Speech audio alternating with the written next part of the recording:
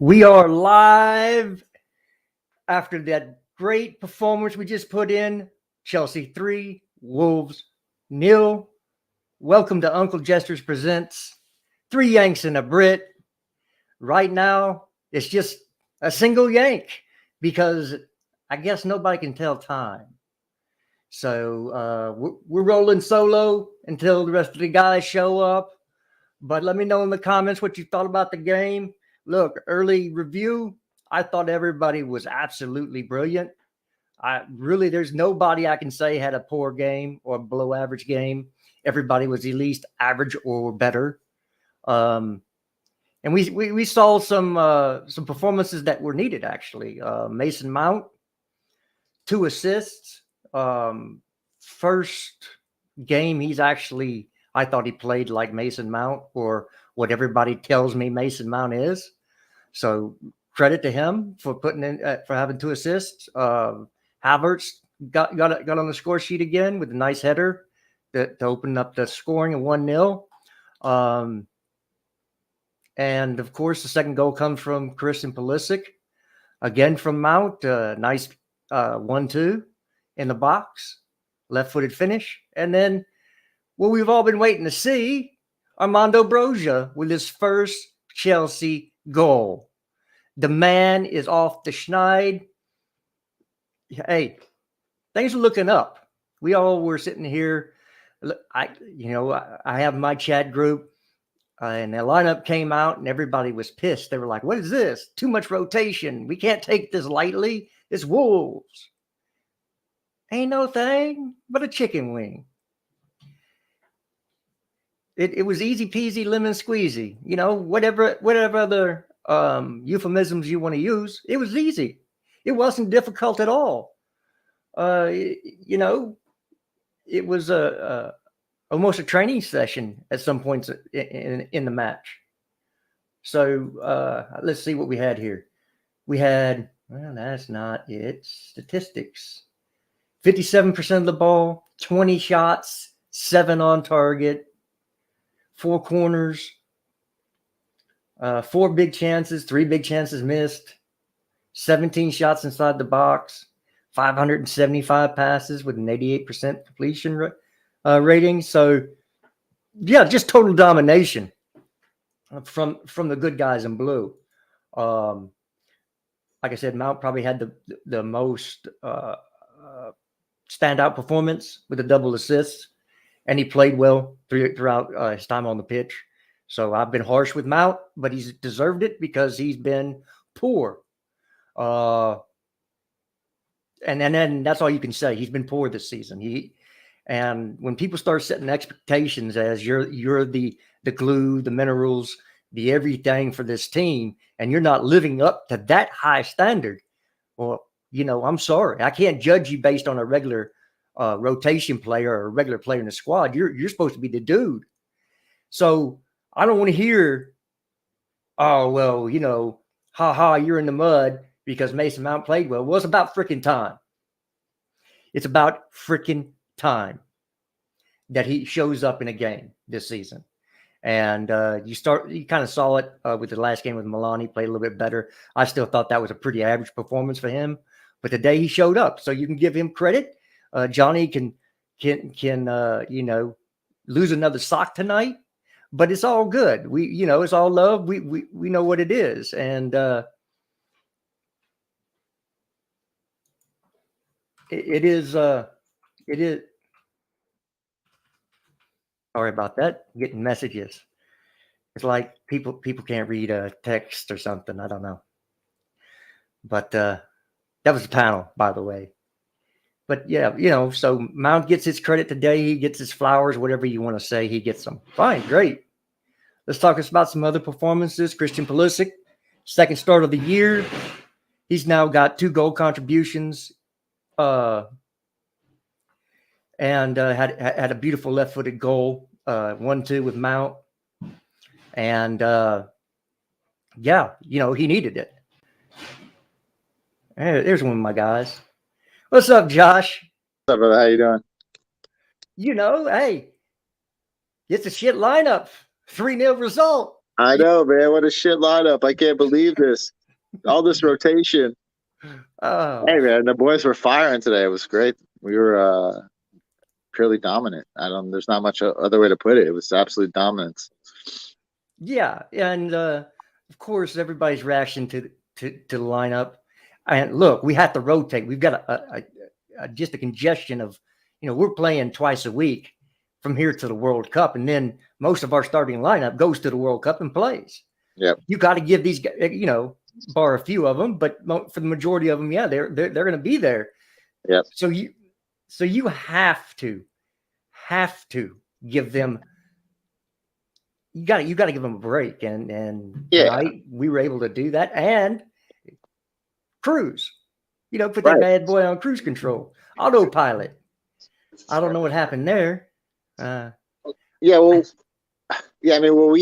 got one of those things where you have to. Potter's still sort of working out his rotation too, right? So he's still got guys to look at. A lot of these guys haven't played a lot of minutes this season, so he's trying to give a look to a few of these guys to see, hey, are these trustworthy guys in a rotation? And I think today a lot of those guys prove that they are.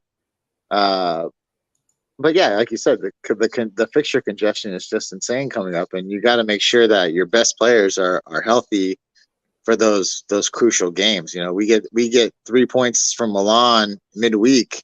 That's huge in us moving on in the Champions League. So, I was absolutely thrilled with the way we played today. Everyone answered the bell. Gallagher, incredible. Pulisic, awesome.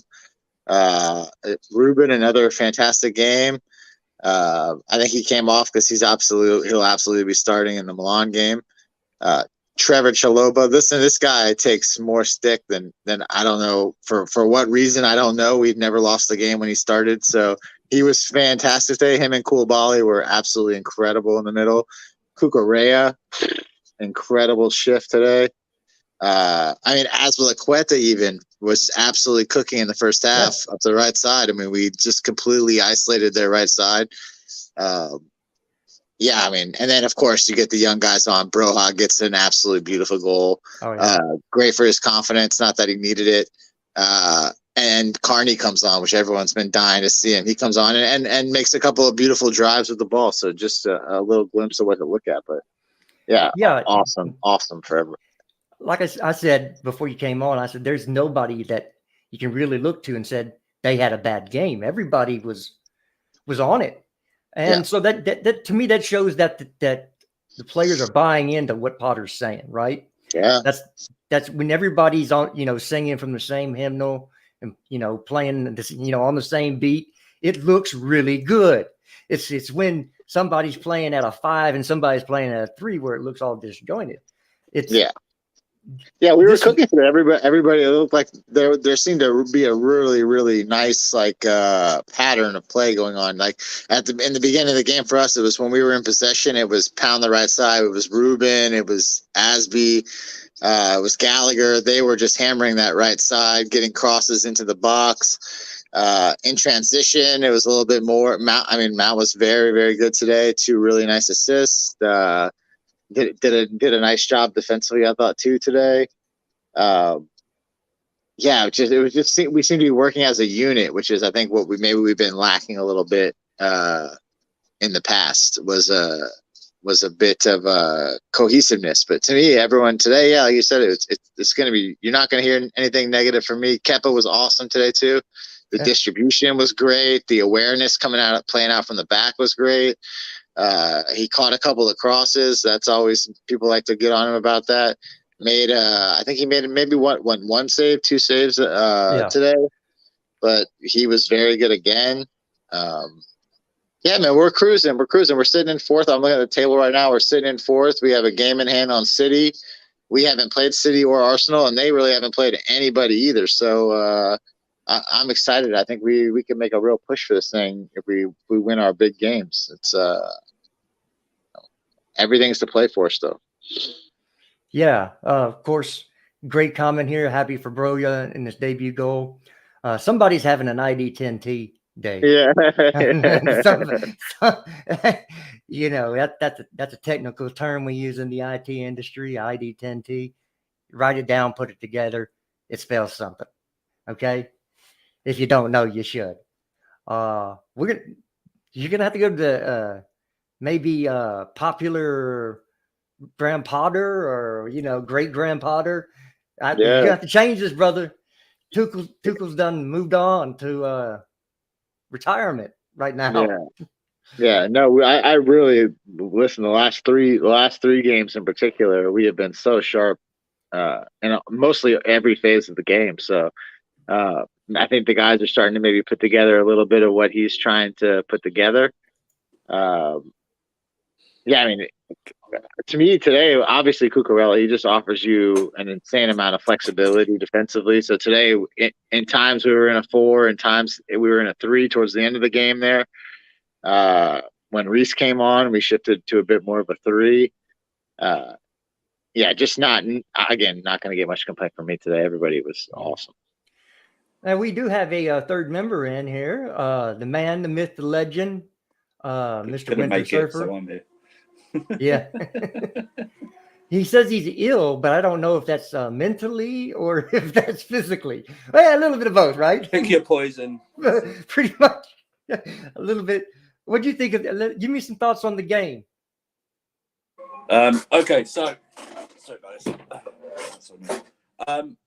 I thought it was near enough perfect, if I'm being honest with you. Starting with the Chelsea online community going bonkers about the starting lineup. So you can all hold that, suckers. I said suckers. You can all hold that, yeah. I thought we were far better. We were the better team all around. First half was, for the goal win, was more half chances than actual decent chances. Apart from that, I think, was it a Jorginho shot? I think. Jorginho had one, and then Pulisic had that. The one. So it's more, but we deserved we deserved to be leading. I like that that everything's faster. The passing forward is there at last. You know what I mean? Passing it forward. The pace is faster. The pressing was there as well. Everyone really had a good. I can't think of anyone who everyone had a really good game today. And I thought, Kai Havertz scored fantastic, good header. Should have scored a second in the second half instead of chipping. Should have passed it around the goalkeeper. Mm-hmm. Mount, 2 open play assists, played very well. Thought he had a very good game all around. Who else scored? Pulisic, good goal, good finish from tight angle there. And biggest moment for me is Armando Broja scoring, fantastic finish. Wolves aren't the greatest, you can see why, but you can only beat what's in front of you because we're, I'm just glad that I was a bit bummed, a bit peed off that he bought Reece on. Actually, I didn't think he needed to bring him on above it. Yeah. It's one of those things, I know, but I'm glad that he only got limited minutes. Sterling didn't have to come on. Aubameyang didn't have to come on. Thiago Silva, he wasn't even in the squad. He didn't have to. It's a really, really, really good performance all around. I think it's near enough the same nearly as the AC Milan one. I love that I can talk about a result and a performance in the same game. That's what I'm liking. Instead of like going 2-0, but man, we just squeezed by. Yeah, very really similar performance, Andrea. Yeah, I think you're right. Like real similar performance-wise to the Milan game, which is awesome. It's an awesome sign to see because that just means that the system is working regardless of who the 11 may be, right? So we made a bunch of changes today, and they still ran the system efficiently. Can I say, I don't know if it's been brought up, I thought Gallagher played really well today as well. Oh, yeah. In that higher, more offensive. I know he dropped in deep as well, but I thought all round he had a very good game. He's orchestrating stuff up there in the first half especially. I think he dropped a bit deeper in the second. He crossed it in for Kai in the second as well, I think, didn't he? But and even, as much as I like to say, even Aspie played well today. Yeah. So, I hope all these streams in the next couple of days. I don't see why there's any need for any complaint today at all. Maybe the scoreline should have been more. Maybe that's it. Maybe that's the only complaint. But I don't care. I don't care. When's the last time? Can someone look up? When's the last time we scored 3 goals back to back? It might have been, actually probably Southampton and then the Real Madrid game. But before that, we haven't scored back to back a lot, have we? So 3 goals. Well, we won 3 games straight. Yes. Knock on wood, throw salt behind, over your shoulder, whatever you got to do. was very good. And what I said to Josh was, because everybody played well, you know that everybody's buying into the system, right? Yes. They're buying into what Potter has to say, because everybody looks like they're excited to be out there and they're playing within themselves. Of course, you're always going to have moments. No game is perfect. This is not FIFA. Like I always say, this is not FIFA. You're going to have ups and downs, highs and lows in the game. You're going, there was a point in the second half where at the beginning, they had a bunch of possession. Yeah, the second half. Yeah, they really did come out flying. They came out, and of course, that's what you have to do, right? They're in a relegation battle, and they need to do what they need to do. What you say, bro? I don't think his mic is working. It's gonna work. I'm saying we're like 10 times the charm right now. Yeah, I know. It's moving like Aspilicueta over there. He was great today too. I can't even really bag on him. Like I would have normally have wanted to bag on him, but he was good. I'm glad Costa got the send off 5 years late that he needed to have when he was substituted. He walked all the way around the ground and milked that in. But that was a nice moment. It was a nice. I mean, I really can't. These last two games, I mean, it's just been a breath of fresh air to actually just discuss how good we've been, as well as the scoreline. It's been so long.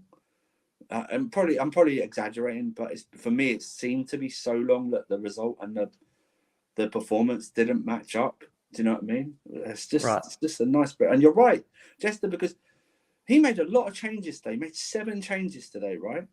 And usually before, we've seen that, and I don't know, but I didn't say it, but inside I was going, I'm not too sure about this, the whole 7 changes. But what you said was right. He looks like the whole squad is buying in, because the people that were coming in were giving their all. They were. That's what I want. If you're a sub or you're rotated in, you've got to play well to give the manager a bit of a headache, and the game's coming up. And I'm glad that mindset is back. That's what it should be at this club. No, listen.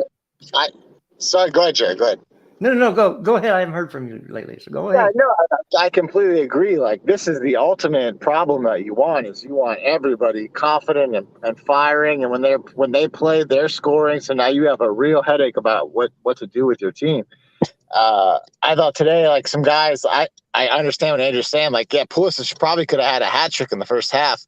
But for me, it's like he hasn't played a lot of minutes, so it's hard for me to like really get on his match sharpness right now. But I thought 2 of his, like, Joe Sa made an insane save on that one shot. That is absolutely in the back of the net if he doesn't make that save. And then the finish was just absolutely beautiful. Like, I think, but that was exactly what he needed. He needed that goal for a little bit of confidence. Now Potter knows, like, hey, I can play this guy. He's got some stuff done for me before. And it just builds confidence in all these. It builds confidence in Potter, and not only in Potter, but also in these guys who maybe not play the starter minutes that they want. Again, Trevor Chaloba was incredible today. He completed the most passes in the game. He was, I think, 74 of like 79 passing. He was absolutely awesome. Can I just say with that, Josh, you're absolutely right. All credit goes to the defense. The one-on-one defending from the defense today was phenomenal. Unreal. Koulibaly was awesome too. Koulibaly was insane. Cucurella as well. They just no doubt. And I know it's Wolves, and I know it's Wolves and everything like that. But fine. But you still got to defend, okay? But the one-on-one defending, the best chance they had was when they crossed it in. The one-on-one.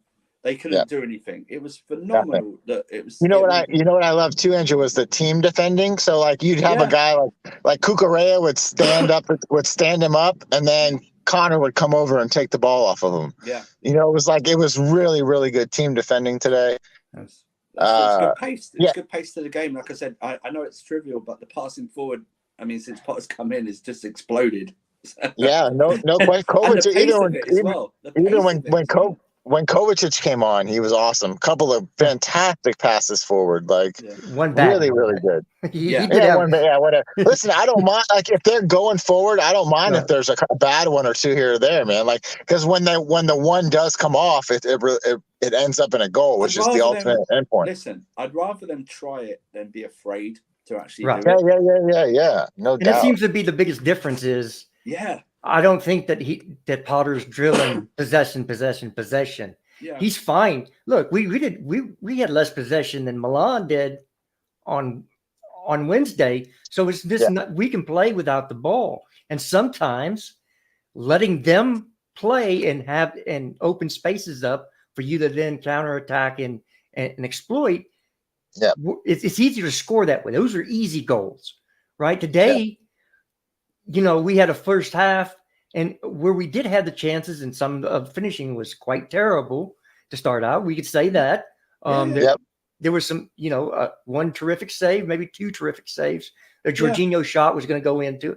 Might have hit the post. It might have hit the post. I think that's it. I think it's a goal. I think it's fair to say that ball goes in. Okay, it's a really good hit.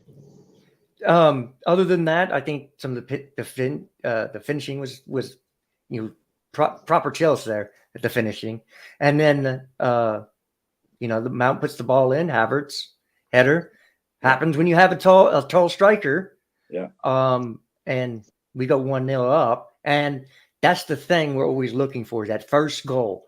The quicker we can get it in the game, the more dominant you will see this team. Because I really thought we were coasting in second year today. It didn't look like we were killing it. Yeah, we were. I thought, like I said, the only thing that was missing in the first half was the goal. They had that free kick, which was an easy save. I thought, and still need to be saved, but they had that free kick. That was it. But then, we had those half chances. Going back to Pulisic, what I liked about Pulisic today was him actually trying to get into those positions. I've not seen that for a while at Chelsea. Do you know what I mean? Like, and actually people trying to find him as well. Right. I've not seen that in a while as well.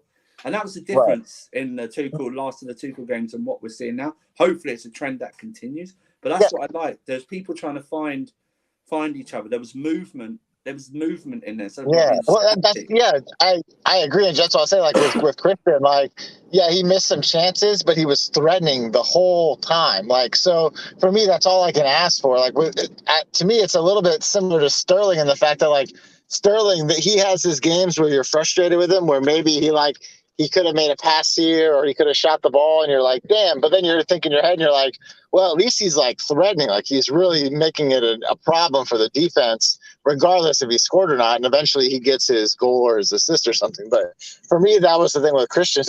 Like he was pretty much threatening the whole first half, whether it was by a shot of his own or a pass. And then finally the goal comes. But like, that's all you can really ask of your attack, is that they're at least making the defense do something. They're threatening the goal. Like that's all. Motherfucker! I swear to God. What's going on with you, man? I have been trying for 50 fucking minutes to get on the show. You've been coming on and dropping out. You had some buggy ass Wi-Fi there, bro.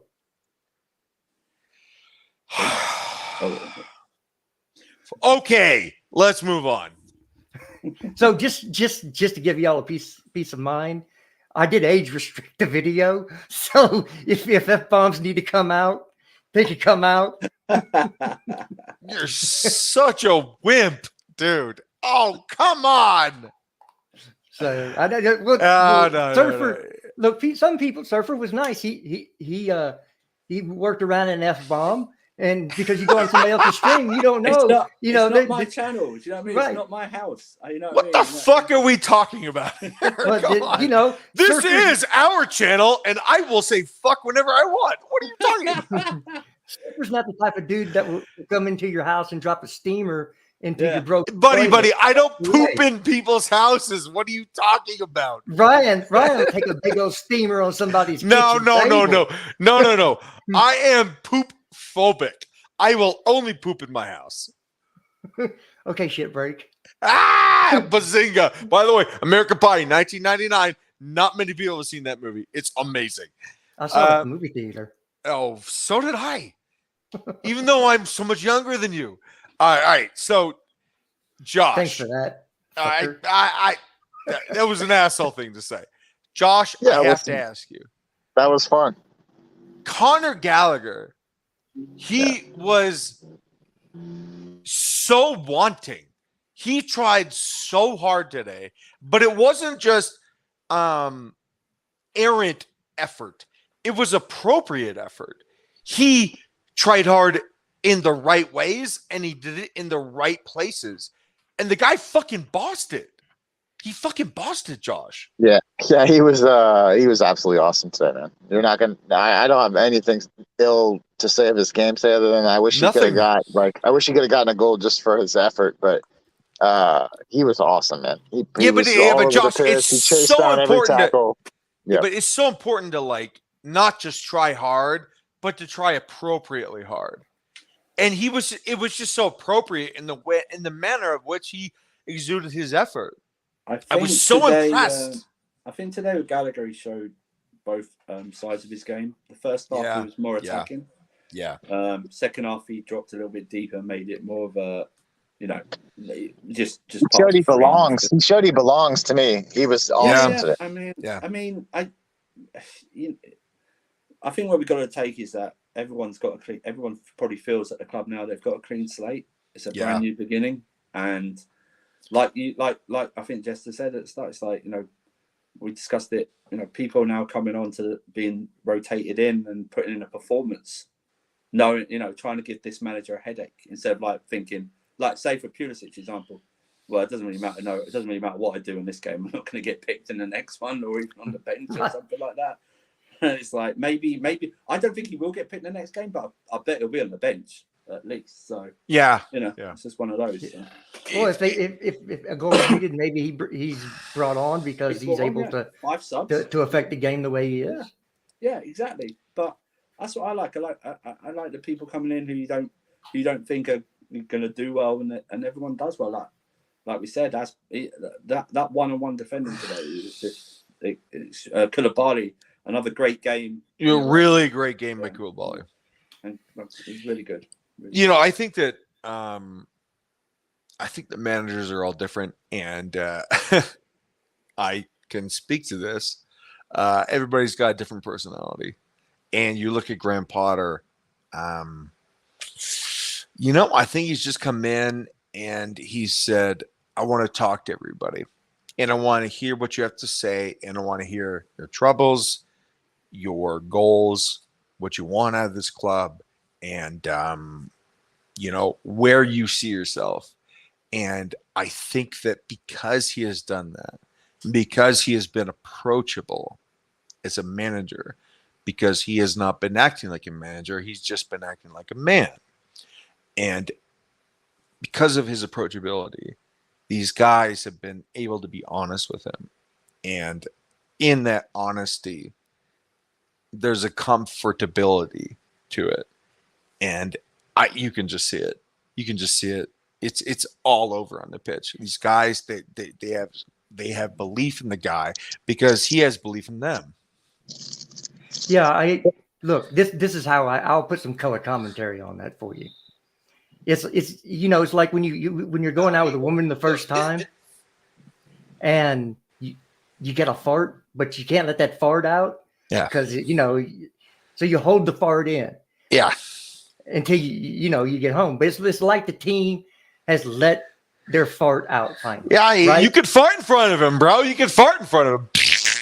Just let it rip, baby. Well, I think there was so much tension in the dressing room. Yeah. Because of players in and out of favor, and probably the approach that was taken. And again, so you let the fart out, man. Everybody's okay.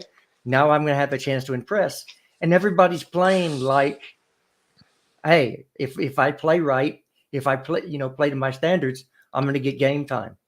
And hopefully that holds because we should be a meritocracy. Good teams are.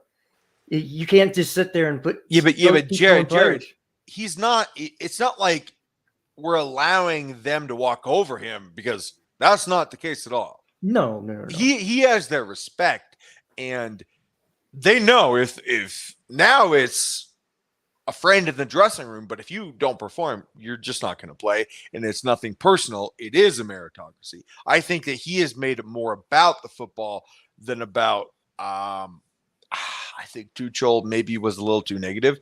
Graham Potter is more like, look, I hear all of you, and I hear what you want, your ambitions, and everything in between, but I am also being paid $12 million a year. And because of that, I have to win games. So I am going to give everybody a fair shake. But if you're not playing, it's because you're not doing well enough. And it will be a fair thing instead of some judgmental thing. Well, yeah. And for me, again, when you relieve that tension in the dressing room, everybody has a little bit more freedom. Jared, he's being honest with them. He's just being honest with them. But when you do that, you end up giving more relaxed players that they're willing to take more risk, right? Because you can just see it, dude. You can see it. The confidence will grow. Yeah. I had this conversation with my buddy during the game where I was talking about the differences between like Potter and Tuchel and how I think they manage. And I think, like, for me, a guy like Potter, I think he realizes you're dealing with men here, right? So they're your team, they're your players, but they're also grown men. So like you can't necessarily have that like I'm the boss, you're the kid kind of mentality when you're dealing with other grown men. You have to deal with them in an approach that they feel more of like an equal. They feel like they have a say, that you listen to their say. And then ultimately the manager will say, hey, listen, I'll do all that for you, but the play on the pitch is what's going to dictate my response to that, right? So I'll listen to you. I'll give you all the say. I'll let you play where you want to play. I'll give you opportunities, and if you reciprocate my opportunity with production, then we're gonna be Gucci. We're gonna be good all day. Like I have no issues. We can do whatever we want to do. But when you start to violate that, that's where the issues come in. So now, I love his approach. I agree with Ryan 100%. Josh, honestly, bro, you saw the video of it. Graham Potter was not just sitting with his own players. He was sitting with the female players, of which are an unbelievable bunch. Love the female team. But he was sitting with Jorginho and some of the female players, and he was talking about meditation, and it was on video. And Jorginho was just like, yeah, man, I love to just sit here and breathe for a second. And when I'm done breathing, I feel released. I feel calm. When have you ever in your life seen that on video, and not just on video, but promoted by the fucking club? When have you ever seen that by Chelsea? Never. That has never happened. You know why that was all set up like that, right? Yeah, but I don't care if it was set up or any of that. What it was an unbelievable statement. Okay, that's not what I'm saying. Okay, but let me get to the punchline. Let me get to the punchline, please. But it was set up that way because Jorginho is always with the women's team on leg days. That's just you just ruined. I'm trying, Jared. I am trying to be a prolific speaker, and you're fucking me up. God damn you. Jared, while we have Ryan here, Ryan, can you just go ahead and just tell everybody how absolutely incredible Trevor Chaloba was today? How good was he? Most passes completed in the game, 74 passes today, 95% clip, was just an absolute monster defensively today. Go ahead and just elaborate on to everybody. How good was he today? So, full disclosure, I don't like Trevor Chaloba, not Chaloba. Chaloba. We're from the West End. We're from the West End. So, full disclosure, I don't like the player, but he played well today, and that's all I have to say. Can I hear what you thought about Asby as well today? Fuck off! I will not say a word. Andrew was waiting for this. Only because I saw it. Only because I hate the player. I hate him. And yeah, but here's the deal, man. You put Fofana there, we score 5 goals. Come on, man. Let's be real. All right, Andrew, you got me. God damn it, you got me. No, I think we just set up really well. I think we played really well. I can't. What's nice? It's nothing to criticize today. No. We were good, man. We were good. You'd have to be really, really grasping at straws. Like, you'd have to be like, well, this minute, this guy did that minute. Yeah. By the way, Josh, you have to be very appreciative of the fact that I think Potter is starting to trust Koulibaly, and we need that. He was awesome. I think he's better in a back four than a back three. I just think he's good regardless. I think that Potter needs to trust him. I agree. I think he's just a good player. No, listen to me, Jared. You're not wrong. He was awesome today, and he was like really, really he was aggressive today, but he was smart aggressive. Yeah. Whereas when he was trying to like impress in the first 2 minutes of the game of the day, he was like maybe slightly sloppily aggressive, but he was still aggressive. And today he was aggressive, but he was spot on. His passing was great. He broke up a play a bunch of times. He stood guys up. He didn't get beat. I mean, I thought he was awesome today. The back two to me, they were both awesome.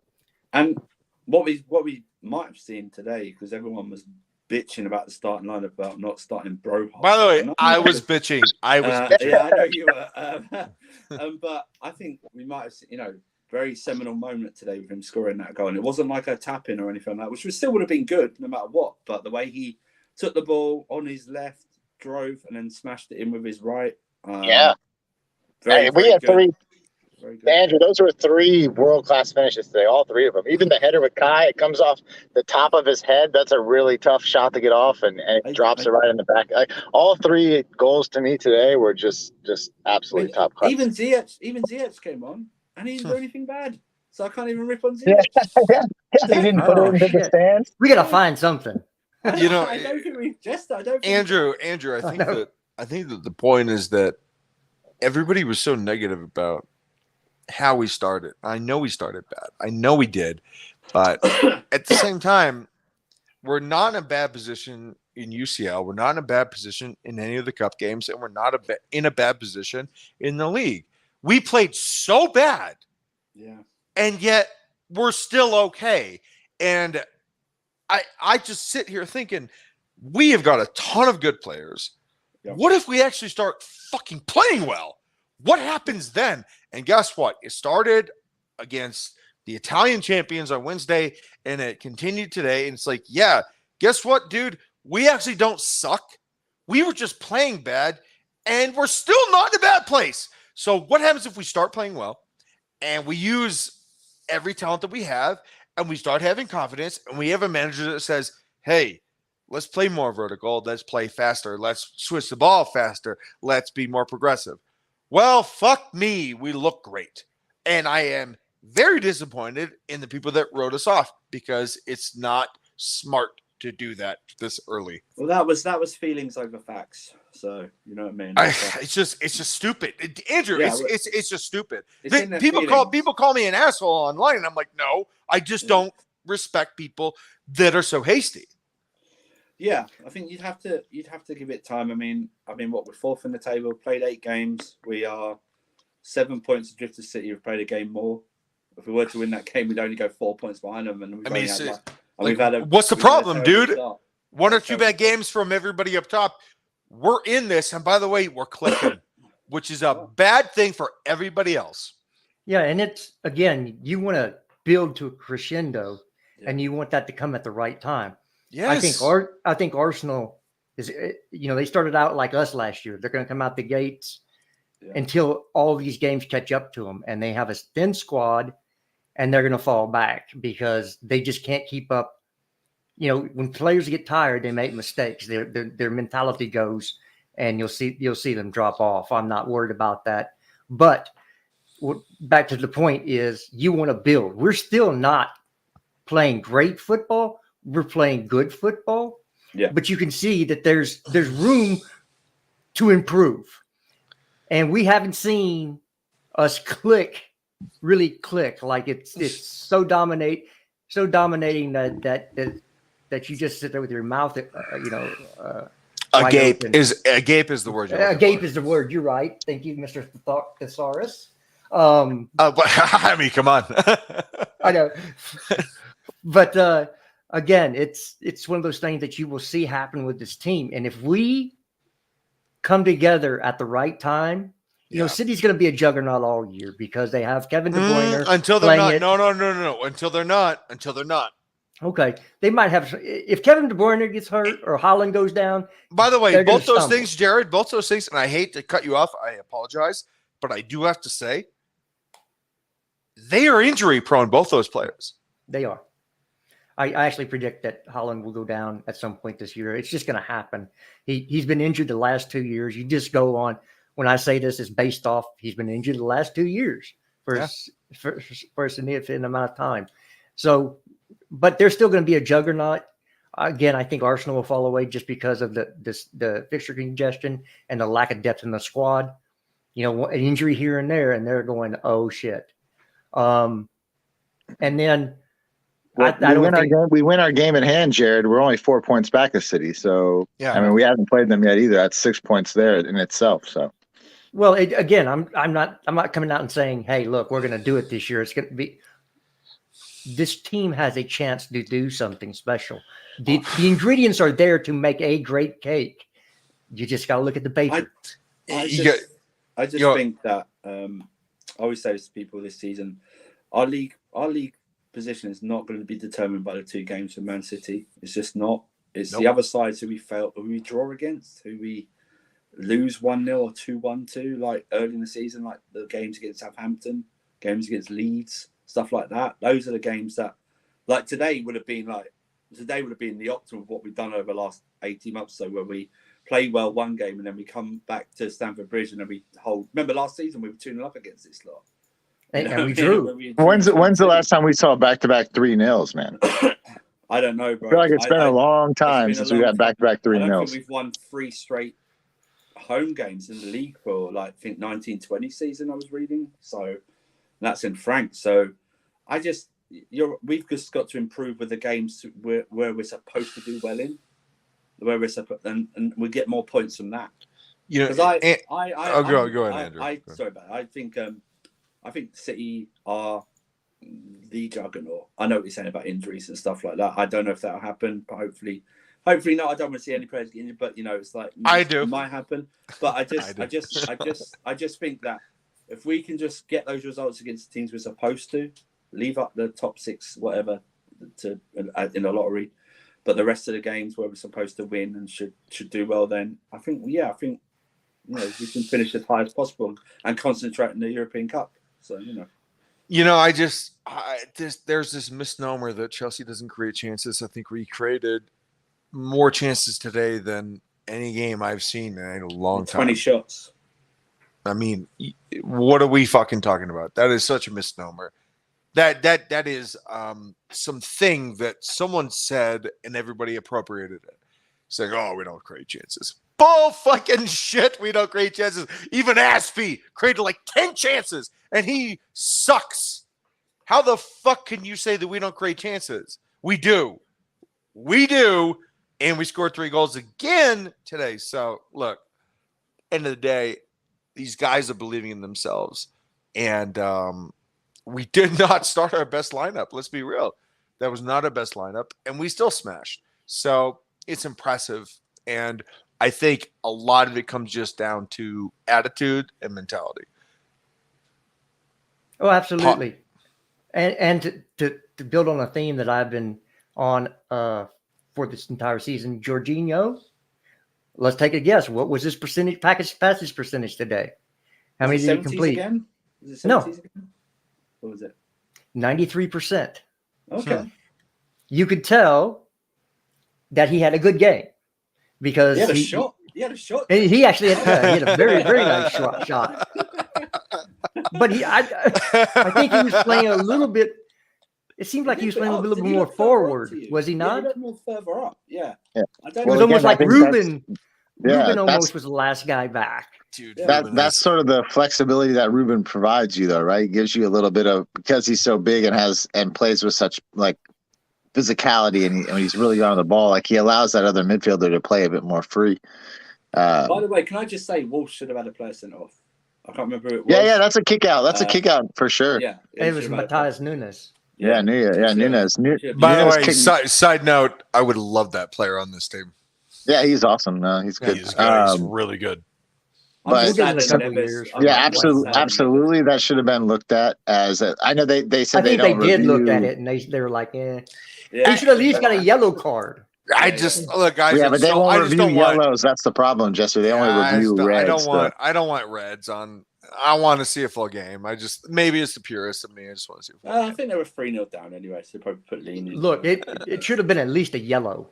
It's fine, but and again, no. Well, I mean, it's part I'm of the not game. I'm not dismissing Josh's point. I'm not. For the only way for them to have given it a yellow is that they would have to have given it as a red and then reviewed it down to a yellow. So unfortunately, that's fair. He could have given him a yellow on the pitch. Is what I'm saying. On the pitch, I agree. Missed that call. He missed it. And it was Josh, do you think that Matthias Nunes has ruined part of his career not choosing Chelsea over Wolves?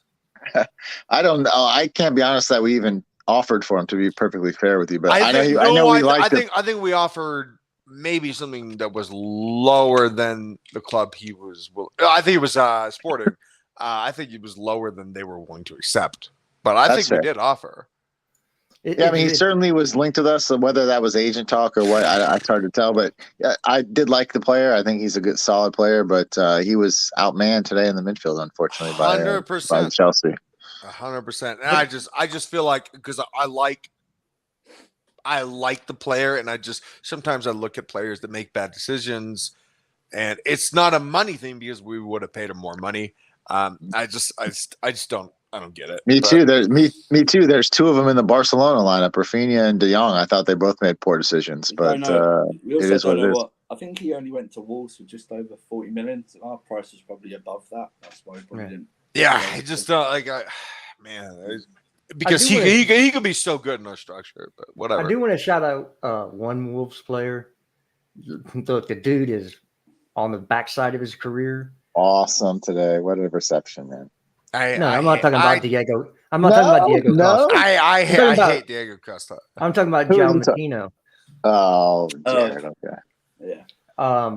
Dude is he's in his late 30s. 37, I think he is. And he's playing in midfield as the the main holding midfielder. That's a little bit more difficult to doing at center back. And dude, he was he was by far their best player. So just, hey, it's a great day. We talk all positive. I'll even talk positive about the other team. Yeah, Jared, you're only doing this because we won.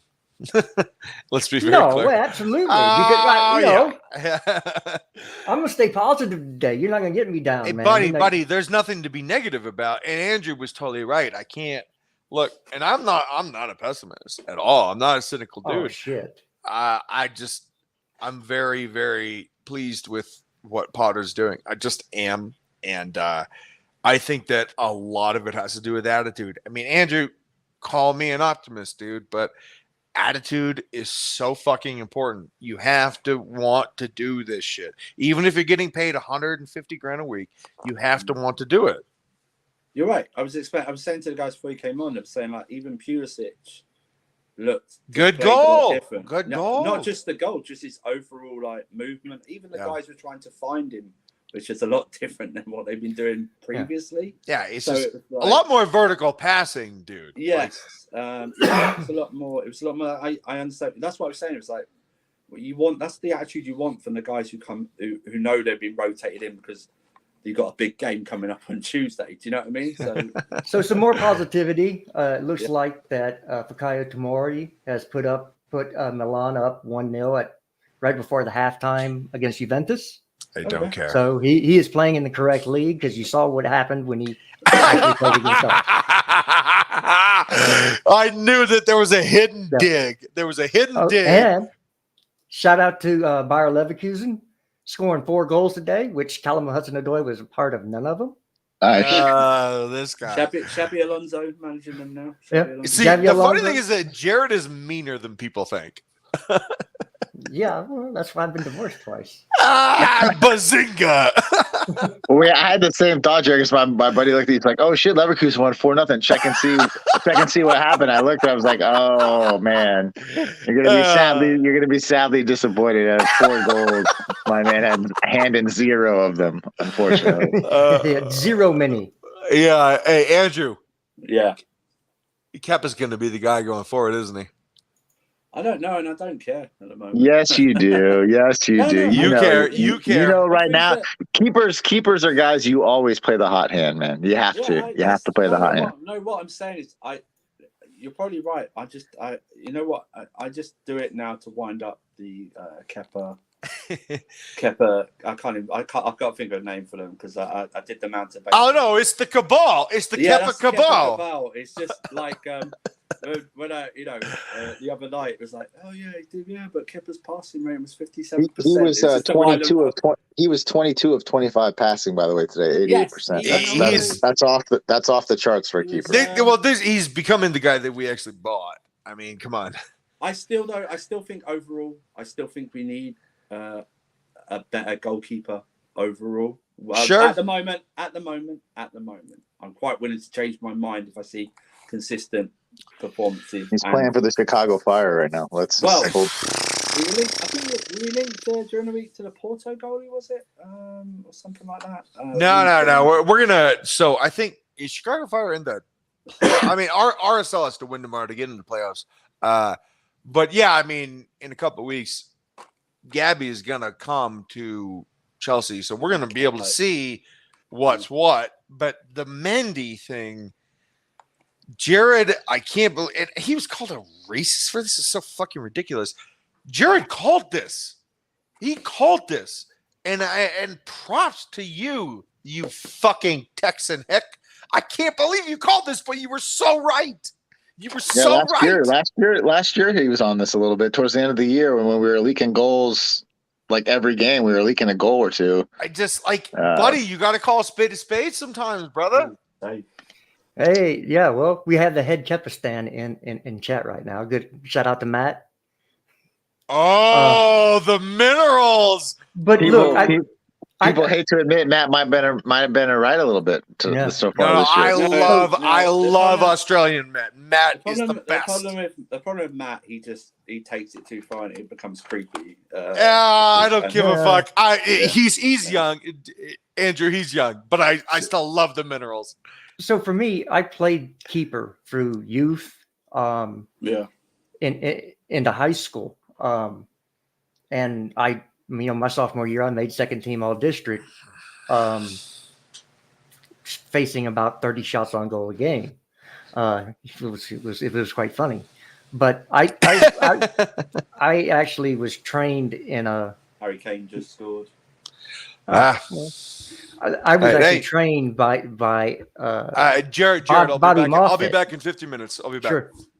I went to Bobby Moffitt's soccer camp in Dallas and got some training there from professionals. So when I talk about goalkeepers, it was something that I did.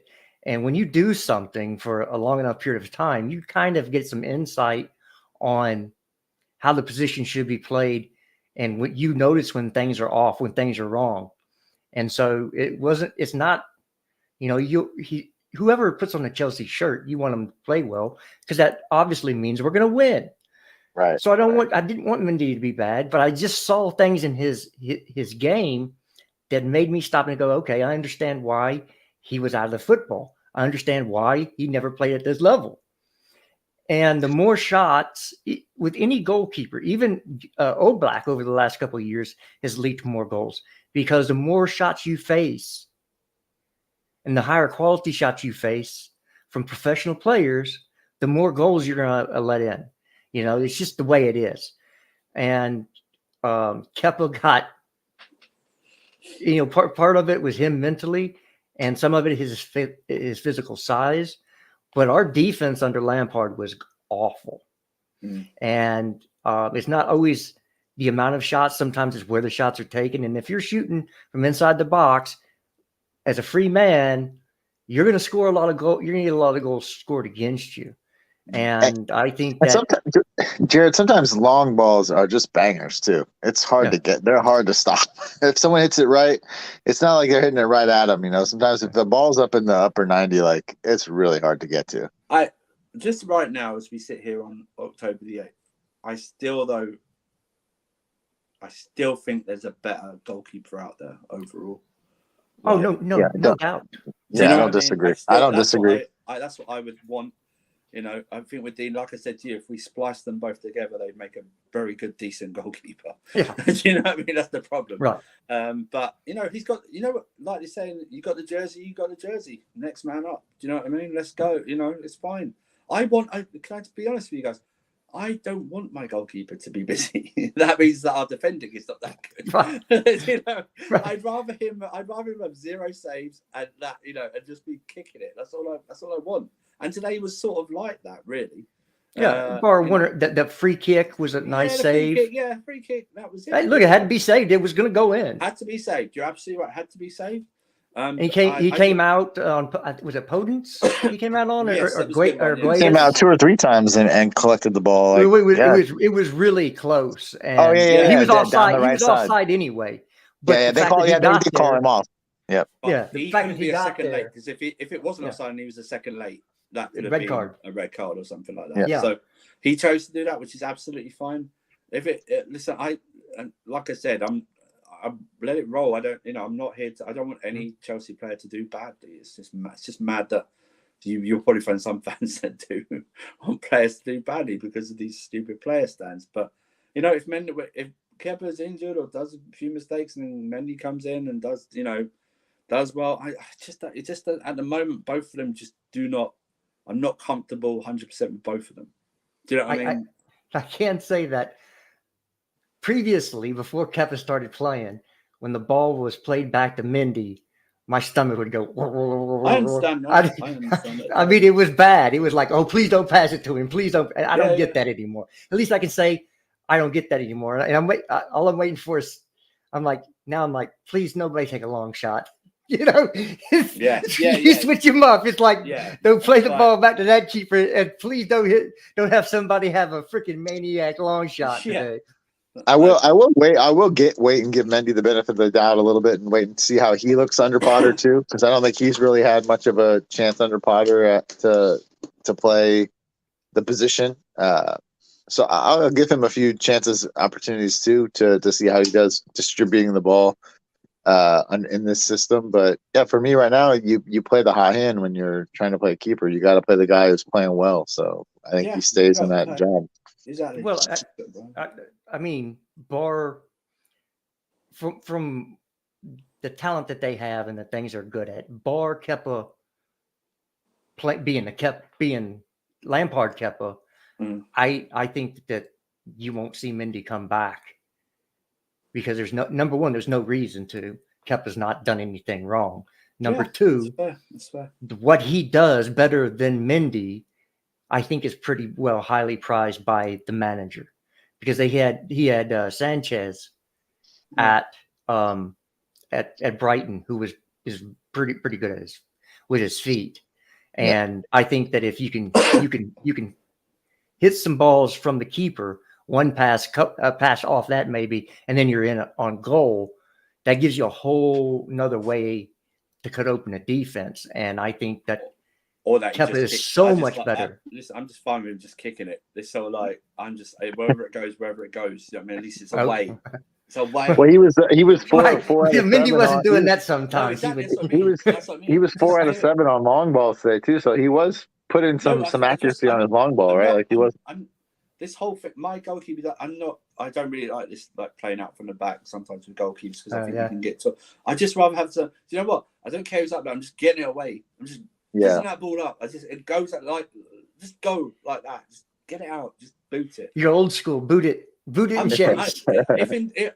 I was trained not as a goalkeeper, but as a defender. If in doubt, boot it out. That's what I say. Well, of course. That's always the thing. It's all good. That's what I mean. There's nothing to complain about today. Yeah, it really. I love it. It's just so relaxing to be a Chelsea fan. No today. shouting. No, that. we'll wait for tomorrow. Tomorrow Yeah, morning. Put it this way: your God. favorite player played well. Okay, so there's nothing to Exactly. All of your yeah. players that you stand. No, or you there'll be hired, the one dude, well, the one guy that comes on and goes, "Y'all are in the mud," because my player would do it, and you're just like, dude, Yeah. just we won as a team. Everybody played well. Nobody played bad. I think Kai Havertz was the lowest rated player, and he scored a goal. Yeah, I mean, and for me, Kai is at his best when he plays where Mount played today with the free roll at the number 10, where he's able he's to basically playing like a move solo into striker space. today. Yeah. And I think that, again, I tell you that it's better when Mount or Havertz is on the pitch, not both of them together, because both Havertz still wants to drop into space. He's still, and so he's not a traditional striker where he's leading the line. He's always there. He's not Aubameyang. He's not what Broja is, because he's not been trained as a classical striker in that sense. He's more like a withdrawn center forward that can build up play. Like a Thomas Muller. It's like a Thomas Muller. Thomas Muller. And that's why I think he's going to Bayern next year, because I think, funny that came out yesterday. I just, because he would fit right in. He slots right in with, and he actually plays very well with Timo in those systems. I watched a little in Cuckoo today. He was awesome. I watched him like 20, 25 minutes of that game, and he was really good in that game. He's going to be a fun player to have at Chelsea. Yeah, imagine him behind Aubameyang and Sterling and whoever's playing on the right, and having Nkunku in that space. Yeah. And how direct he is. He scored today too, by the way. So then he was a lot of fun to watch. He's going to be, if you end up getting Nkunku, which I think will get done I think it'll be done soon. And Leao, man, you got a really scary attack with those guys in the bunch. Did you see, moving on to transfer stuff, did you see about the report about maybe Alvarez isn't a Potter type of player? In some of the reports yesterday, he's more interested, and that's fine. He's more interested, and he's more, whether this is more lazy journalism. Again, he was linked to Caicedo. I saw that a couple of weeks back. I would go at this point, from what I've seen from him as a manager, I would say if that's who he feels comfortable with in his system, then that's who I would get him. If he's like, listen, I know that and I still want to see N'Golo in this system and how he intends to deploy him in this system, because I think that'll be a big factor as well. Like, I want to see where he intends to and how he intends to play him in this setup. Because what he's done, if I'm being perfectly honest, what he's done with Ruben right now is he's created an absolute monster, because now you've got a guy who's playing really, really high level football, and you can't just put him to the side right now. No, but what that does give you is flexibility. So no doubt. Ruben can play all the positions. Play in the role that sort of Jorginho played today, but with Ruben or Kovacic. Well, again, Ruben can play all the positions. He's played all the positions in the midfield. Now that gives him the flexibility to be able to move around and do that. Look, he's going to use Conte properly. I think he'd probably be the first coach that uses Conte. Yeah, I absolutely agree. And I think it'll be some games you're going to come in and lock the game down for us. You'll get 30 minutes. Some games, depending on you're going to have to go 90. But if you do that and not just expect 90 every time you put the man, the man's fit, you don't just run him into the ground. You'll get a better Conte because he'll have the legs. If he's, some games he's there just to close out and shut down the game. For me, it's ideal is you don't have Jorginho or Conte starting. Yeah, I think he said it himself. I think his main goal when it comes to Conte is availability. He wants him available, right? So however that means, whether it's available off the bench or available from the start, he just needs to be available. So keeping his minutes rotated in a way that allows him to do that. Potter will play. In those big games, he'll play big minutes. And in those games when he doesn't have to, where he just needs to lock it down, he'll play those 25, 30, like you said. Well, no, what I'm saying is with those two players, what you can do is play a more dynamic midfield to start Yeah, out yeah, more offensive, get up like we did, get up 2 or 3. Okay. Then you bring Jorginho and to control the game tempo wise, and you bring Conte in there just to shut everything down. Yeah. Let him go wild for 30 minutes, I agree. 15, 20 minutes. And that's how you get up in a game and you secure your lead by using those 2 players like that. And I hopefully it's used like that. He did that with Jorginho against Milan, and it worked quite well. Right. Well, say in a game like City, if we go up 1-0, right, and now Potter can just tell him, you just stay on De Bruyne's hip, like don't let him go anywhere. And then now you've taken effectively their creator out of the game, and you're up a goal. So now you really put them in a bad spot. Like I think stuff like that will be really interesting to see in the future when he's on the pitch. Right. Well, that's you want to be dictating, and by going up, and this is against any team, by the way. Yeah, I agree. You go up, you get that 1-0 lead, then you're dictating the play, because they then have to react to what you've done. They have to come out of maybe their game plan, which was to sit back. Wolves today was sit back, maybe hit out on the counter, get your goal, or walk out with a draw at least. That was it. They got to the 44th minute thinking the job was done, and it nearly was. Yeah. And I think that also changed probably Potter's mindset as well. Maybe he had to look at it and go, oh, man, I've got to bring on Aubameyang, yada, yada, yada, to try and get these 3 points. Now we've got 1-0. If I'm being honest, I didn't think there was a point in the game where I didn't think we weren't going to score. I thought we were being creative enough and like attacking minded enough that one of these is going to go in. And eventually in the second half, we were able to exploit that. Or at the end of the first half, really.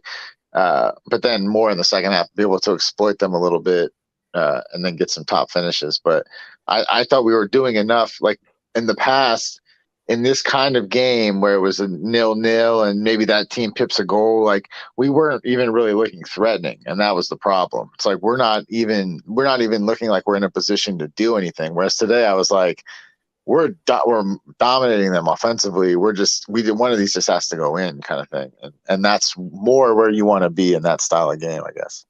Well, I do agree with that. Although for me, we've seen this. Go into halftime 0-0. Yeah. Never score. We've done that, or lose or get one, but we only get one, and then the dying minutes they score and it's a draw. Yeah, we've seen that as well. So, look, my concern in that is like when it comes to the past was we weren't in those games. We weren't even looking like we were going to do anything, right? So like we weren't even looking like a threat on offense. Whereas today, that was still a similar result as far as the scoreboard goes, but we were looking like, okay, at any minute we're going to get one of these goals, because they were continuing to come in our direction. That was a good sign. A bit less on Tuesday against Milan, but like we were searching for more. Right. Even after the second, we were still searching for more. Even after the third, trying to get that third, which I liked. I like. That's what I'm saying. I can't. I'm not. I don't even want to think of a bad thing today, because there wasn't. I agree. That's what I mean. Well, I think it was just before or right after Broja scored. Koulibaly intercepts the ball in the opponent's half, makes drops it off, and then runs through. He wanted the ball back. He I almost wanted him to play it to him. I was like, oh, that's a nice little run there. It's a beautiful 1-2. Yeah. All aspects with the game was very good. I think this game will go maybe a little bit not unnoticed, but quiet today. But Cucurella, I thought, was awesome today, man. Defensively, just incredible. So tactically flexible, and could really be an overlapping threat with Pulisic there early. But he did a great job playing defense 1-on-1, standing guys up. Yeah, man, really fun to watch. I'm so glad we signed him in the summer. He's such a good player. Such a good player. Don't want too good left back. And Chilwell, what a problem we had. I wouldn't call it a problem, but man, what once we get that same parity on the right side with Reece, it'll be next different sauce, Totally agree with you, Josh. Totally agree. Aspie the redemption. Get the fuck out of here, Andrew. Don't even try. Yeah. Listen, he gets his flowers today, but let's not long term. Andrew, do not be the guy that is using a small sample size and overcorrecting the idea that SP is not cooked. Because guess what? I know you're not that guy. You're way too smart to be that guy. You're not that guy. For Dave. Well, Yeah, look, the funny thing is that I don't believe you at all. You don't believe anything you're saying. Yes, but Well, also, fun, Ron, you have it's to just realize fun, man. Andrew's one of those, like, as a kind of shell where, like, the legend like Asby will never really be fully cooked, right? He's just he's been here a decade, and he was so Josh, good for he's nine, that- he's that- like, Josh, he's for that like old 9.5 fire. of those years, he was awesome, right? So it's like, Josh, he's that old fire, just one. yeah. He's got a little bit of connection to One the more old round, realm Rock. still. Yeah, but the funny thing about it is that he's a leader that yells more at the refs than his own players, and therefore he's not a leader at all. He's not a leader at all. Yeah. Now, look, No, I would say understand. this. I've seen a lot of people give Chilwell stick over the I last few love performances. Ben Chilwell. Ben Chilwell's And awesome. I thought he's been pretty good. I mean, Me too. he hasn't been outstanding, but He's getting Okay. match sharpness, Jared, right now. He's getting match sharpness, how which dare a guy who suffered a horrible ACL injury not be 100% from the Right. very first game? I want to see at least one time this season Kukurea at left center back and Chilwell at At left You wing will wing back. see back. that. I think you will see that one. We Well, I almost thought- definitely will see that. I thought he have was to going see to bring that Cho. because I I think thought he that's was gonna going to be- bring. I thought he was going to bring Cho on for Pulisic in this game for a while and have them be that sort of left side for a minute there. But no, that'll be fun. Yeah, no, Chilwell's fantastic, man. Like I thought last game he was just starting to get a hint of the Chilwell we had against Atletico Atletico 2 years ago, where he made that. Josh, the third goal was because of Ben. Yeah. He was like making that interrupting run where he'll break up the ball in midfield and then he'll go with it. He was starting to do that in that Milan game, and listen, he's going to be just fine. He put that guy off scoring. You know what I mean? Yeah, no question. He was really good. Like the two of them together are going to be an absolute. Potter's just going to be like, I'm going to rotate you guys, keep you healthy. We're going to have a great season. You'll play here. You'll play here. It's not going to be a big deal. It's not going to.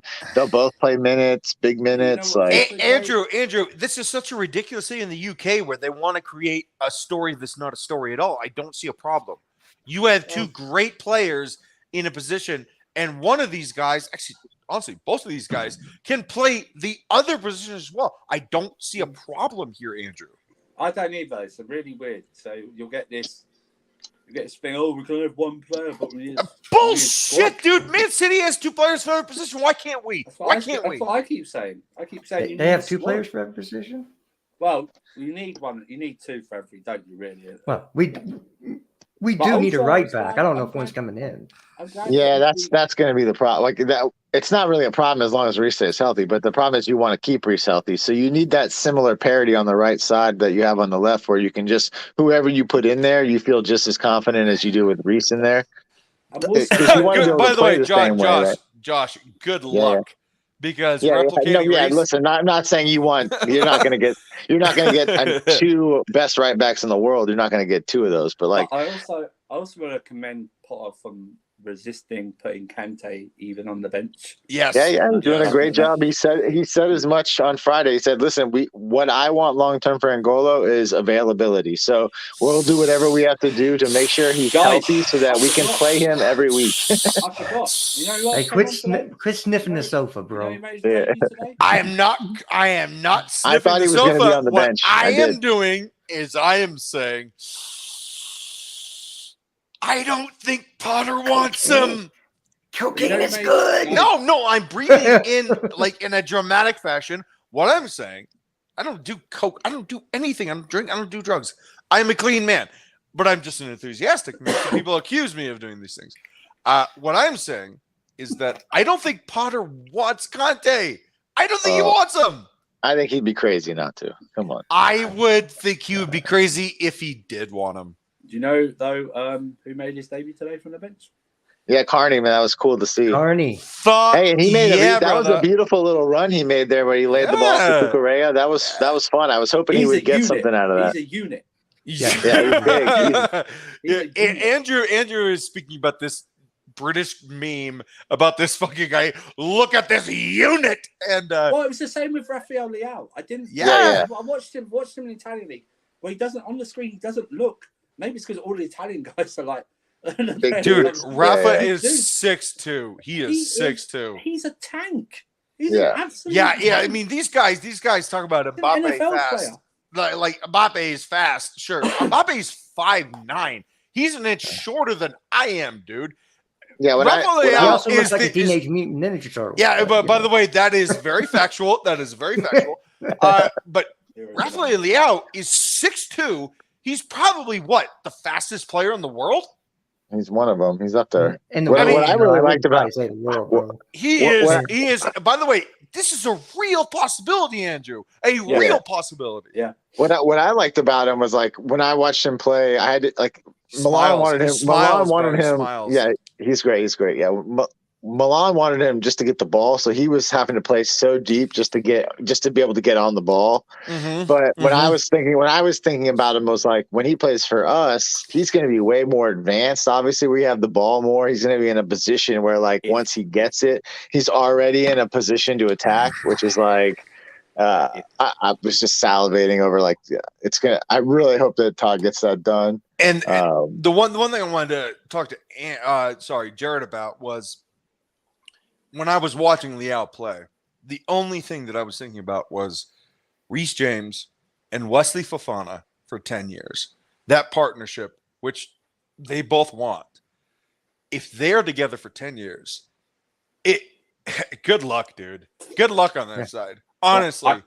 Ryan, I don't know. I know. I think I said to Josh and Jesse during it, but I didn't say to you. That was a stroke of genius on Tuesday, the way he packed out that right-hand side of Ruben, Fofana, and that's a big compliment to Leao as well. That's it's absolutely a compliment. And he's going to do the same Tuesday. Just swap Chalobah in for Fofana, who did well when he came on as well. He's not as good as Wesley Fofana. Let's be very clear. Okay, fine. No, I don't. I think Fofana. I agree. I won't. I think Dave will start on Tuesday.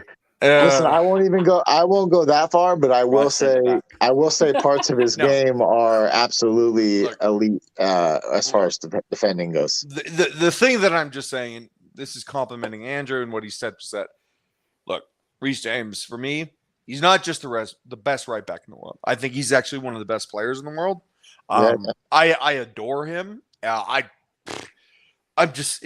so impressed. He's just so impressive. And then you have Fofana, who has a good relationship with Reece, and is taller and probably even faster. And you got these guys together. Like, dude, you're not going to beat these two because they're going to give you the clamps. They're going to give you the clamps the way that a safety and a corner do on a top receiver. It's the same thing. They're going to give you the fucking clamps. You're not going to beat them. It's impossible because they're too fucking fast. They're too athletic and they're too good. Yeah. Big ups to Ruben as well, part of that. Fuck yeah, dude. Ruben has been awesome. Hey, listen, I think everybody, a lot of people going into that game, when they see names like Tonali and De Ketterin, and they're like, oh, these are kind of big names across Europe, would have been like, oh, it's going to be a long day for Ruben. And Ruben absolutely bullied both of those two dudes in that game. Bullied both of them. Even though he was a lot, he sat deep. They progressed with the ball today as well. For me, a big difference with it, the way he's progressing under Potter is he's getting the ball, he's doing his turn, and he's getting it off of his foot. Not as much dribbling as under Tuchel. Under Tuchel, he was doing a bit more driving of the ball. Josh, say it again, dude. Say it again. Yeah. Just the speed of the cycle, cycling the ball, getting it off your foot quickly, and allowing the attack to progress. When you're taking those extra touches, even if you're dribbling into open space, which he does very well, that's allowing teams to drop. When you cycle it with a pass, it's really hard to defend. But when he passes, guess what, dude? He's often going to get it back. Pass and move. How simple is that tactic? You teach this to kids. Pass and move. All of a sudden, the defender that was marking him is all of a sudden looking at the ball or the player that he just passed to, and Ruben gets the ball back. And he did this multiple times today. It's get rid of the ball. Don't over dribble because that's his problem, Josh, is that he used to over dribble. And he'd lose it and be like, fuck, man, this player is so interesting, so weird, so unique. Kovacic's issue, too. I have nothing bad to say about Kovacic. I love the man. He's Yeah, impeccable to me. He was great today. He was great today when he came on too. But No, Ruben, he has the same issue. Ruben thing. He over dribbles sometimes. Yeah, over dribble. Yeah, but he's better dribble than probably anybody outside of Luka Modric. What I'm saying is that Ruben has decided to get the ball out of his feet quicker. And Josh, you're totally right. I think that's a Potter thing.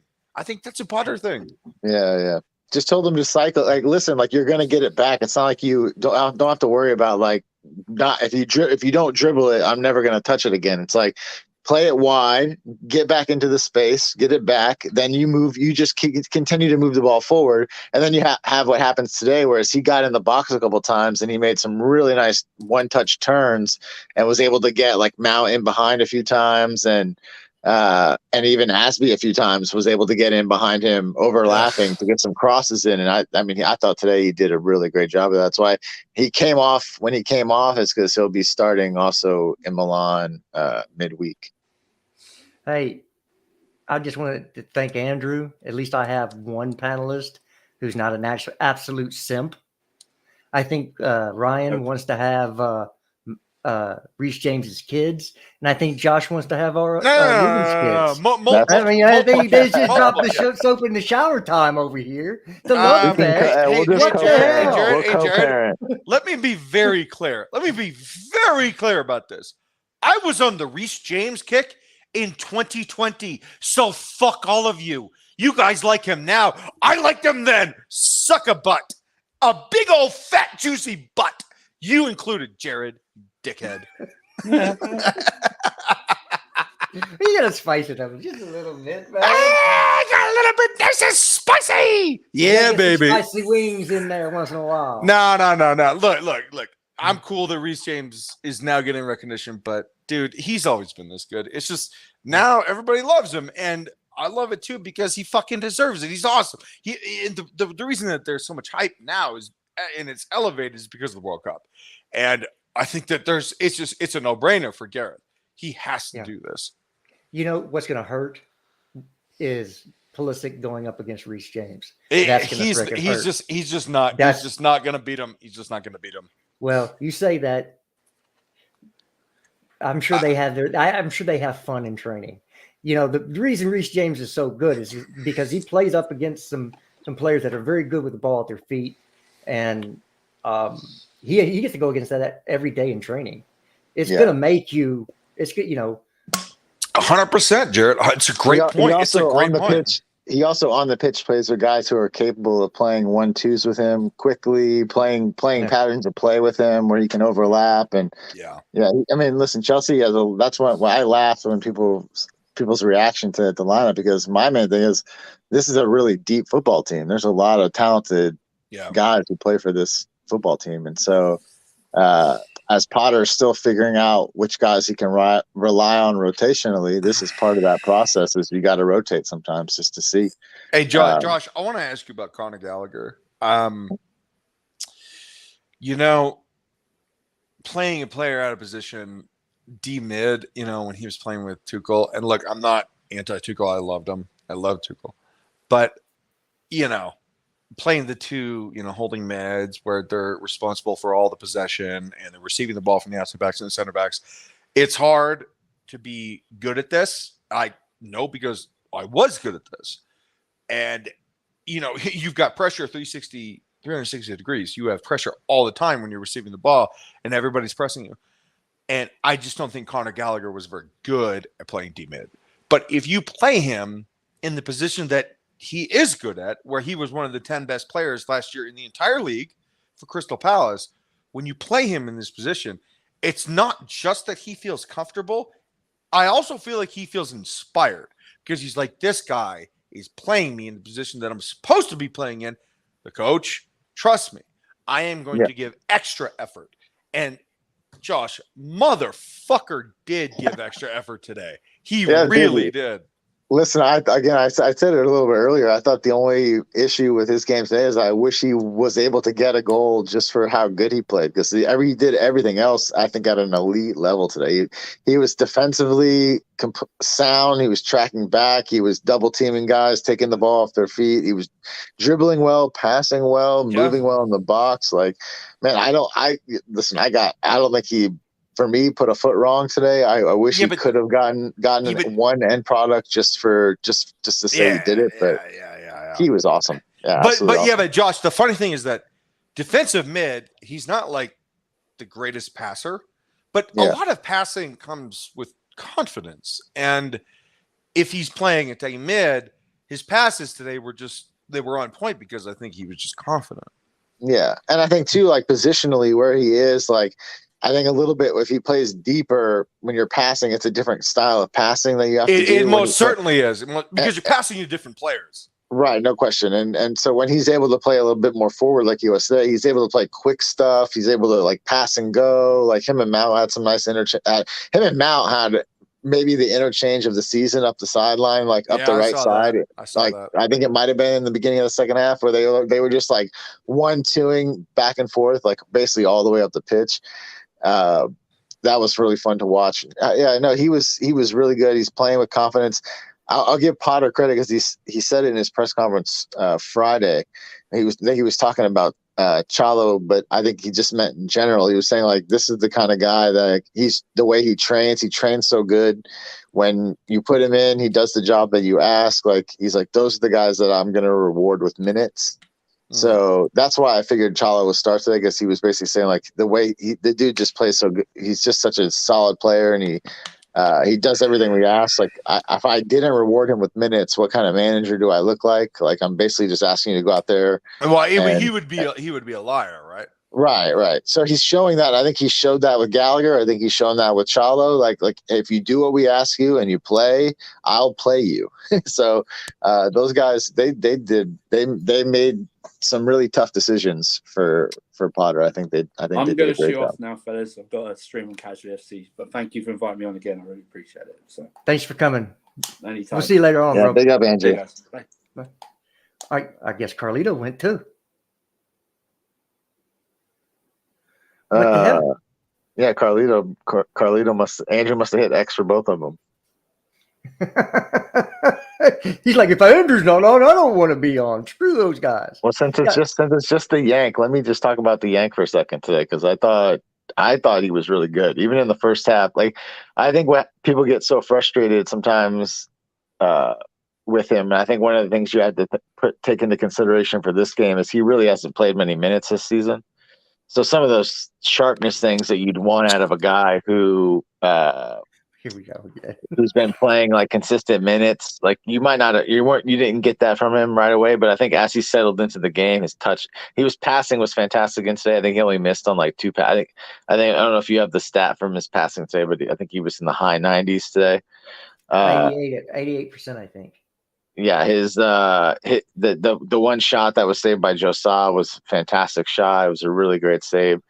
He made a beautiful run on the header that I think Mount played a ball across that he just got. I think he got a little bit underneath the ball early in the game, but yeah, then he comes back in the second half and gets the big goal. I thought he played really good today, especially for the lack of minutes he's had this season. Oh yeah, and look, he has the talent. Everybody, yeah. I mean, if you watch him enough, you know the talent is there. Sorry for joining the game at halftime, but who are you talking about? Who are you talking about? Christian. Yeah. Christian.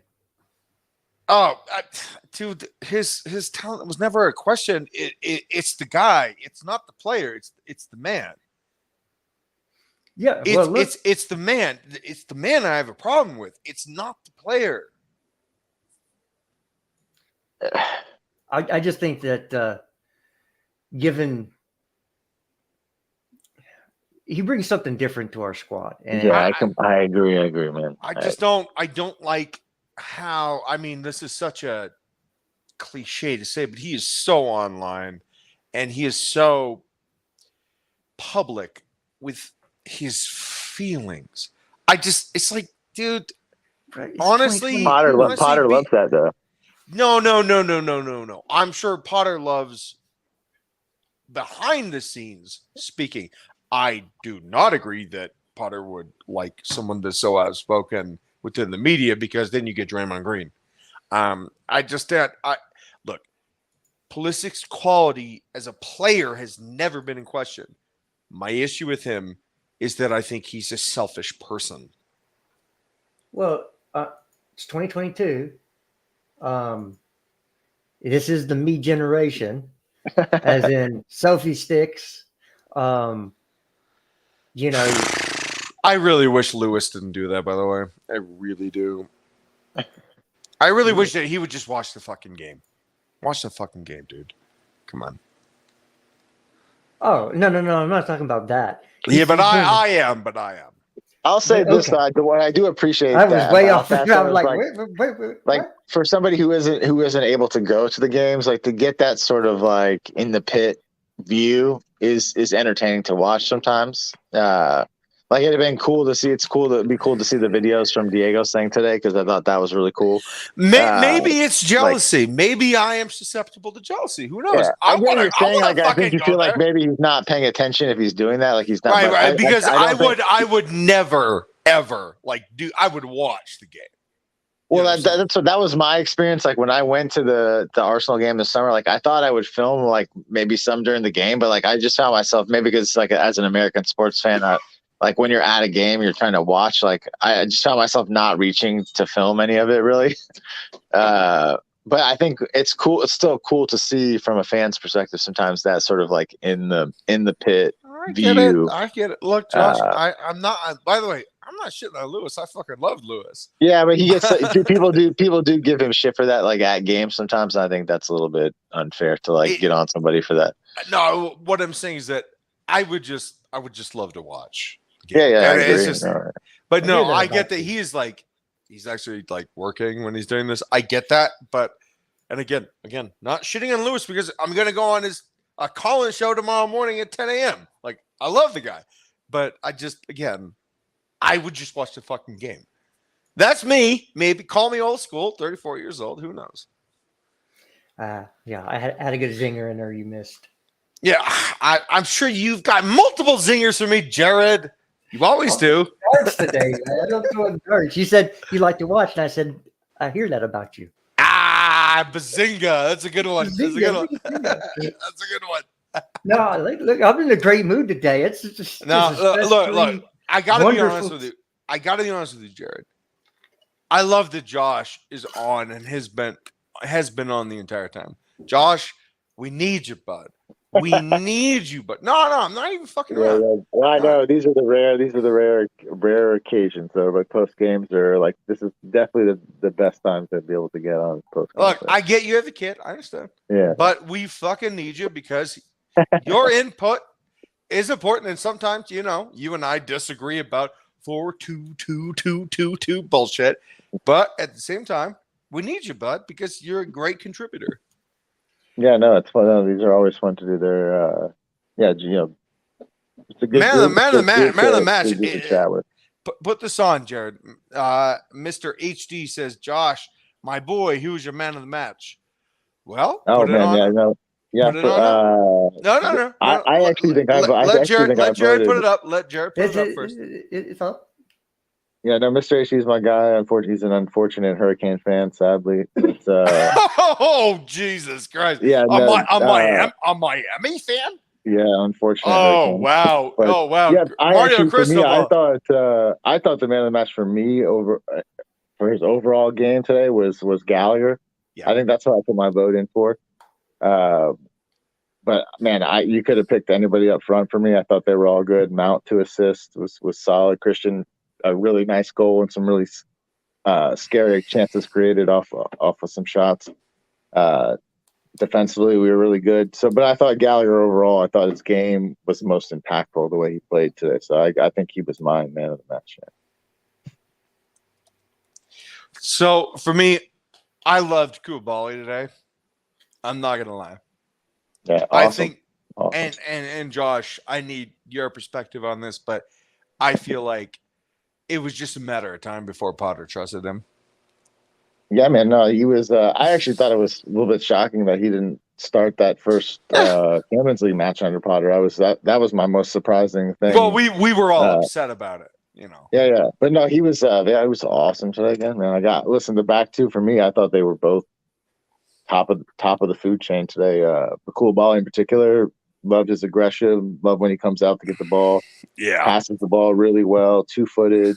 He's very anticipatory as well. Yeah. He reminded me of Nightmare in the Rudiger today. box. He's a I really think him, dude. nightmare. I think on his day he's better than Rudiger. I do. Well, I think he's. I mean, that's who he reminded me of today. Yeah. No. I hear you, Jared. But what I'm saying is that on his day, I actually think football is better. So my man of the match is Conor Gallagher. I think that the idiom, the cliche, meeting the moment is overused, overstated, and kind of lame. But I'm willing to be lame right now in saying that I feel like Conor Gallagher met the moment. I feel like he was fucking outstanding from minute 1 to minute 90, from the window to the wall. The motherfucker had his eyes open the entire time. I was so impressed. And again, from the window to the wall, he was fucking amazing. And I got to give him props. I'm not even a fan, but I got to give him props. It was him. Yeah. So to answer Mr. HG here, by the way, Hurricanes nowadays ain't nothing to the ones I used to watch. The Jimmy Johnson, Warren Sapp. I got to see all of them live, so y'all can hold that shit. Yeah, it was quite. They were quite fun to watch. But for me, by the way, hell yeah, they were. Hell yeah. Yeah, they were good. I watched them play Texas in the Cotton Bowl. Yeah. By the way, the guy that made the documentary, Billy Corbin, I fucking know him. Good guy. Love Billy Corbin. Makes some great stuff. Love him. I think they might have played Texas A&M in the Cotton Bowl one time too. Yeah. Hey, Jumbo. Hey, we're 0-7, but we're okay, man. We're okay. He stinks. What he was is like 4-0 against Miami as FSU head coach, but no big deal. Jimbo Fisher sucks. Okay.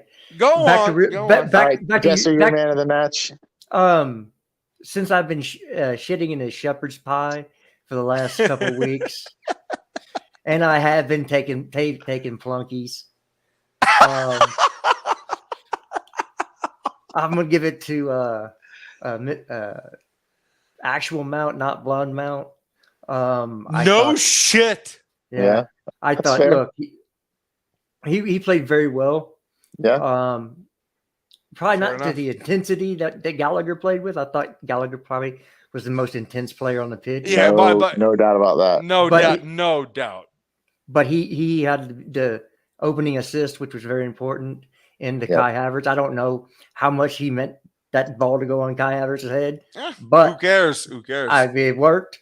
And then he had the beautiful 1-2 with Pulisic, who I thought both of them played. They actually link up very well as well. Jared, but before you even continue, do you think that Pulisic has a new lease on life? I don't ever expect him to start. I didn't expect him to start this game. Okay, me either. To be fair, I did not think. I don't expect him to start. By the way, he was good. He was good. Yeah. I don't think he deserve off performances to start. Yes, I agree. But I don't expect him to. Yeah, okay. Well, and I'll say the problem is this, right? So 2 guys come back in immediately, right? So Sterling and Aubameyang, they come back in immediately. So that means 2 of those guys that played today up top have to come out. One of them is probably him, unfortunately. But I think he absolutely earned more minutes, no question. Maybe come like way more than like 5 minutes ago. Like you might see him on for Sterling, maybe at 25, 30 minutes to play, something like that. If Sterling's not really firing. If he's the same game he did against AC Milan the last time. Come on, you guys. Raheem Sterling. But I do think that's the facts right now. Though is he's behind Sterling in the pecking order. Yeah. I think he earned more minutes. I am not interested in benching Raheem Sterling. We fucking need him. No. I'm saying, but if he's not having a good game, you get him I'm cool with the sub. Because, I'm cool with the sub. That's what we're. I think he's definitely proven that he can score and assist goals for you in big games from the bench and now from a start. Yeah, again, Josh and Jared, it just continues to be my point. I don't have a problem with Christian Pulisic as the player. It's the guy that I have a problem with. It's not the fucking player. I know he's good. Everybody knows he's good. It's just the man. If he reprioritizes his agenda and says, I'm going to focus on football instead of self-promotion, which is so infuriating to me how much he self-promotes. But if he actually focuses on just playing, he's a great player, dude. Everybody knows he's a great player. It's not about the player. I think you're jealous. Oh, no, I'm jealous. No. I don't get jealous about players. Like, if I was jealous about anybody, it would be Reece James. Like, come on. But no, Pulisic, no, I just wish that he would care more about his club and his national team. I just really wish he would. I guess I have a different opinion on it, but it's not worth talking about, really. I care about what I care what they do about. Say your opinion. I guess I don't follow him as much as you do, but I don't know where you're getting all this shameless promotion from. It, Josh, back me up here. I understand the book, but if you're he's trying to make his like, money, you make your money, you strike while the iron's hot. I think what happens when you're the best player on the United States men's national team, you're the obvious person that gets pointed to for media stuff, for photos, all those kind of things. Like, he's the guy that they want on the cereal box, right? Because he's the quote unquote, Captain America, right? So I don't blame him a lot for that. I don't think he would normally ask for something like that. But when that comes with the pie, when you're the best player on the team for the national team, you're the guy who gets Josh put in front of the camera the most. So my issue is some of the things that he says. Okay, well that's a bit different. Well, no, but I never said it was about the player, Jared. I said it was about the man. Well, but you said it's too about me. And now you're saying it's because of stuff he says. Which one is but it? no, but that's the same thing. Okay. I'm talking about the man. He is me, all about himself. As a person in the media. By the way, you can say no to some of these things that you were interviewed about. And you can also not be so honest. And yet he fucking insists on doing it. I just, it's disappointing because I wish he would just be more professional, and he just doesn't know how to. I don't have a problem with anything he's done. I do, but I do pay more attention to him than you do. That is a fact. That's a very good possibility. And look, I get it. I get that you are dismissive about it, but I'm just not. I am disappointed in him. I really am. And I think a lot of Chelsea fans are. Today he was good. I hope he stays, but at the same time, if that means that he's an exchange partner for Rafael Leao, then fuck him. Well, that's something I will not do. Sorry, I don't swing that way. So I want to end on this. This guy just takes my words and uses them against me. I do. That's what I'm very good at that. Very savvy, you little Texan. You little Texan. We hired a technical director this week. Yes. Yeah, we did. By the way, he was apparently fired by Bayern Leverkusen, and yet I don't think that's how it went down. Yeah, I kind of dismiss that stuff, but I heard a lot of people hand-wringing over the choice, and I don't think they quite understand that. And I'm going to ask you because you've been in the field.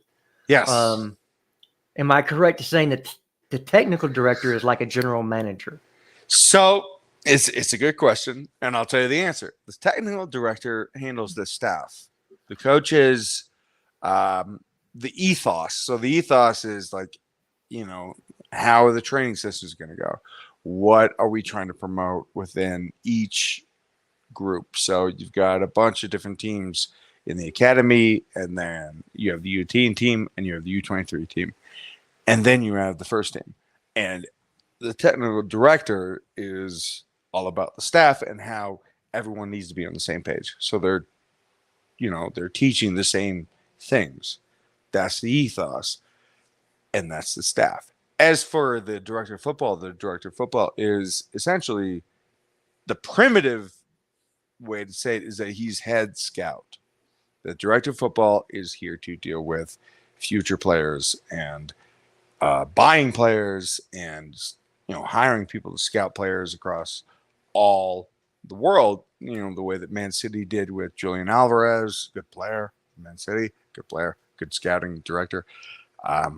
And so that's what the scouting director is. That's what the director of football is. TD, technical director, is about the staff.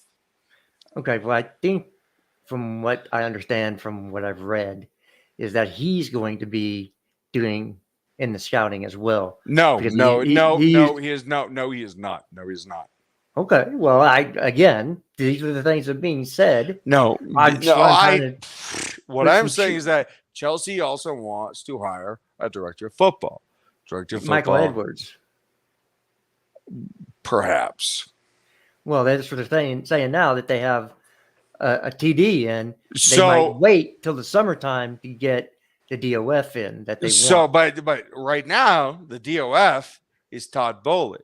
And right. Todd Bowley is dealing with the players because that's the job description of a DOF. The job description of a TD is staff. The job description of a DOF is players, future players, scouting. That's the differentiation between the two jobs.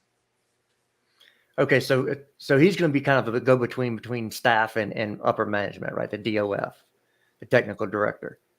He's going to be the guy that finds the players. He's going to be the guy that talks to Potter and says, and Potter's scout, and says, you need to look at this dude. That's his job. And he's not going to go to like South America all the time. He's also going to hire people around him. But yeah, the director of football is the guy that manages players and says, these are the guys that I want for the future. These are the guys that we need to look at. Endrick from Palmeiras. Perfect example. Cool. I just wanted to throw that out there because it was done this week, and I don't have time to stream during the week, unfortunately. I do have a job. Unfortunately, so do I. Yeah. But I think that's a good place to end it. We've been going for almost 2 hours. Filling it out here. I'd like to thank, everybody has been here. And thanks for showing up in chat. Thank you to my lovely panel. Hope everybody has a great day. And we'll catch you next time.